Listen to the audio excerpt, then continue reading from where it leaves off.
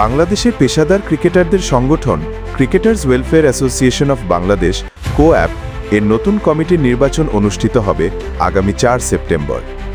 এই নির্বাচনে জাতীয় দলের সাবেক অধিনায়ক তামিম ইকবাল প্রার্থী হতে পারেন এমন আলোচনা ইতোমধ্যে ক্রিকেট অঙ্গনে জোরালোভাবে চলছে। তবে এই বিষয়ে তামিম এখনও আনুষ্ঠানিকভাবে কিছু বলেননি। সোমবার 4 আগস্ট বিসিবি কার্যালয়ে কোঅ্যাপের অ্যাডহক কমিটির বৈঠক শেষে এই নির্বাচন নিয়ে কথা বলেন তার সাবেক সতীর্থ মোহাম্মদ মিঠুন।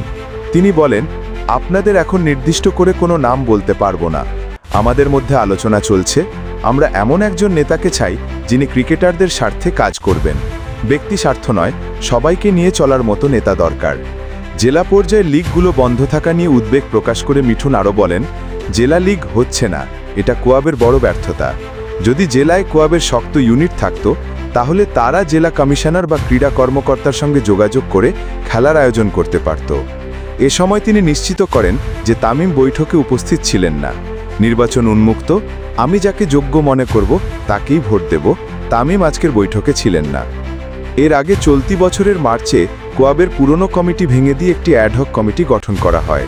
সেই কমিটি বিভিন্ন ধাপে বৈঠক করে নির্বাচনের রূপরেখা তৈরি করেছে।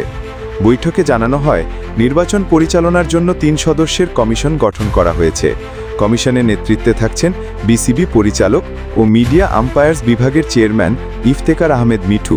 অন্য 2 সদস্য হলেন সাবেক অধিনায়ক হাবিবুল বাশার সুমন ও বিসিবির এমআইএস ম্যানেজার নাসির উদ্দিন নাসু। এই নিয়ে মিঠুন বলেন, এখন আর কোঅ্যাপ শুধু একজন ব্যক্তির ওপর নির্ভরশীল থাকবে না। বর্তমান ক্রিকেটাররাও এবার সক্রিয়ভাবে যুক্ত থাকছে। ক্রিকেট আমাদের, তাই ভবিষ্যৎ নিয়েও আমাদেরই ভাবতে হবে।